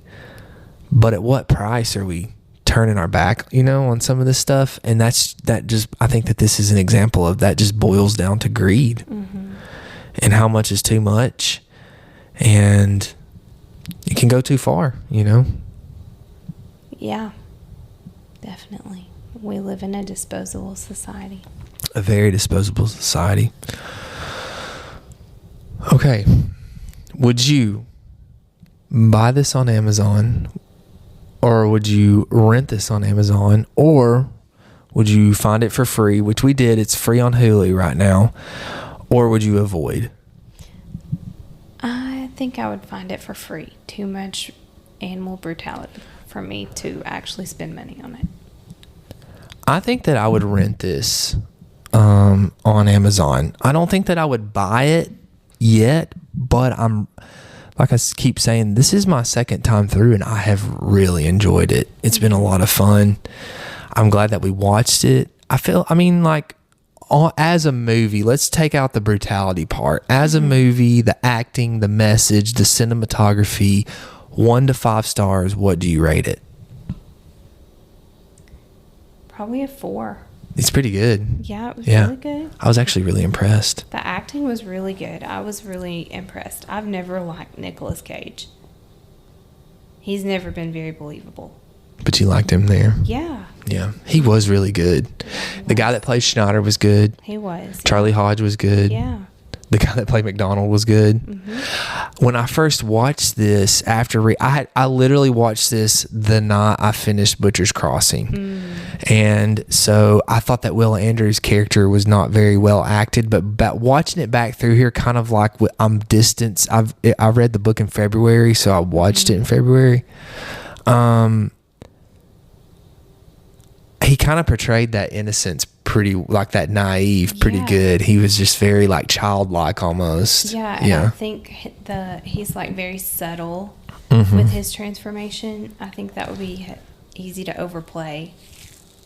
and he's pretty subtle with it, and I appreciated that. I think too, you brought up a good point there at the end. You know, when he when he first see him at the beginning of the movie, he's very kind of like, gee golly, you know, Yeah. oh gosh, I guess I'd like to go on a buffalo hunt. But then at the end, yeah, his countenance has changed. His jaw's very stiff. He's like, his eyes are kind of hardened. He's looking Yeah. at Miller like, you disgust me, as opposed to I'm amazed by you, you know. Yeah. And then I'm thinking about even that scene where he left there at the end. He was like sitting upright in the saddle. His posture was very, very, as opposed to when we saw him looking for water, he had the saddle sores and he was like about to fall over. So Yeah, he's much more confident. Do we have some feedback? yeah, I think sometimes when you get close to my headphones, sometimes it squeaks. So I'm sorry. Sorry, everyone. I think I'm just turning my head a little too much. Fake Patreon, I just want to give a shout out to Jason Crockett. I want to give a shout out to Hunter and Hannah Randolph. They are faithful listeners of the show. Josh Haston texted me this morning and he had listened to an episode. So shout out to Josh and Alice. Shout out to Dalton Bain. I hadn't heard anything from Dalton lately in a while, but hopefully I'll see him soon. Shout out to my brother Raji. I think he listens still. Honestly, shout out to anyone who made it through this, because it was an hour and 45 minutes. yeah, that's a long podcast. Yeah, and this is just a commentary, so if you did listen through it, maybe you'll go back. Like I said, if you have Hulu, you can go catch it on Hulu for free, and then you can go back. We try to get it to where you can sync up, so hopefully you can sync up and watch through it and watch it with us. And kids, this is a fun thing to think about. Our kids, when we're dead and gone, Oh, fun. Super fun. but they can sit and watch it with mom and dad, you know, or maybe when like they're older and maybe they're off accomplishing stuff and maybe we've been really good to them and they're missing us. They can say, I'm going to listen to this podcast and watch this movie with mom and dad. That makes me want to cry. So shout out Just to like you this kids. movie did. This is all for you. But if you'll like, share, and subscribe so we can make some money off of it, that'd be great too. All right, we have to say thank you as a character from the movie. Who are you? Oh, Who are you goodness. going to be? We could almost do them all. Let's try to do them all. I can't do them all. There's so few characters we can do it. I can't characterize. We got Francine, Schneider, Charlie Hodge, Miller, and Andrews. I'll start with Miller. Wait, which one was Miller? Miller was the Nicolas Cage. Okay. Hold on. I'm going to do Nicolas Cage from the movie. If I tell you thank you one more time, I will shoot you. How was that? That was good. Okay. I know this is going to, well, no. This is pre-Troy Smith's interview, but he did Champ Ferguson. We can't stop talking about how good of a job he did. He did. Yeah, I said, this is a new segment of the show. You don't have to do it if you don't want to, but we say can thank I you as a opt out? character. And no. And he got into it, like was looking at Crockett and me like, just want to say thank you, boys. And if you come back here again, I might just have to put a bullet into you. Like, it was awesome. Okay, you can be Will Andrews. Okay. Mr. Miller, I'd just like to say thank you. That was good. That was really good. Do you want to do, I really want to do Charlie Hodge. Okay, this is Charlie Hodge post Snow. No, boy.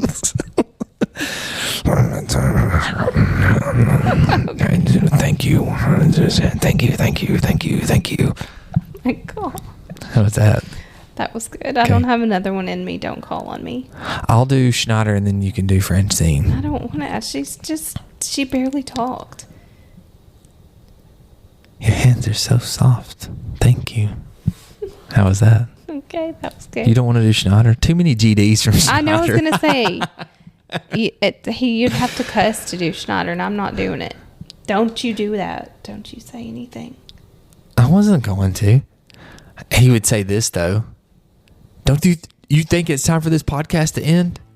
Don't you think it's time for this this podcast cannot go 1 minute longer? These people have waited too long. You're being greedy right now, Miller. It's time to end the podcast. Thank you. That was good. Thank you. And on Schneider's advice, we'll end it. So long. Adios. I want to do Elsa and Anna. Okay. Tell me about Elsa and Anna. Her sister froze her in the heart. That her sister got a blast of ice, floated her in, and it froze it in the heart. And then what happened? I don't know. What? You've seen that movie so many times. Hers open spin, but Olaf has a carrot. Yeah. Yeah. What for a nose? And then what? And they said gather around and what's wrong with the podcast? I don't think there's anything wrong with it. Well, what about your favorite book? My favorite books I thought your favorite book was Honey Bunny. it is still, but Macarius is. Oh, George Mercurius? Yeah. Tell me what happens in George Mercurius. You're getting happy when George Macarius made it home. What did he get? I don't know. Did he get a new bike? Yeah. Ha ha ha ha ha. What about this one? You're my little honey bunny. Yeah. Sing. Keep going. You're my little honey bunny. No one else like you. You're brave and bright and funny. You make me brand new. Then what's it say? You're You're my darling daffodil. my darling daffodil. You don't let me pass. You so. What else do you want to talk about? Ooh, I know. What about Barbie? Yeah, Barbie. What's your favorite episode of Barbie? Hey, hey, hey, Bob's here, gonna sing. Hey, hey, hey, Bob's here, Adventures Beam. Dreamhouse Adventures. Who's your favorite character in Barbie? Teresa, Why? 'cause she's a bad girl. She's a bad girl. No, she's not. Are you a good girl or are you a bad girl? Good girl. Are you? Who's your favorite, dad or mom?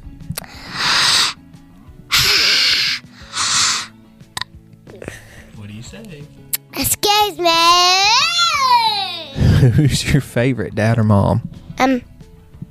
Mom. No. Okay, I love you. Okay, I love you. Bye-bye. Bye-bye.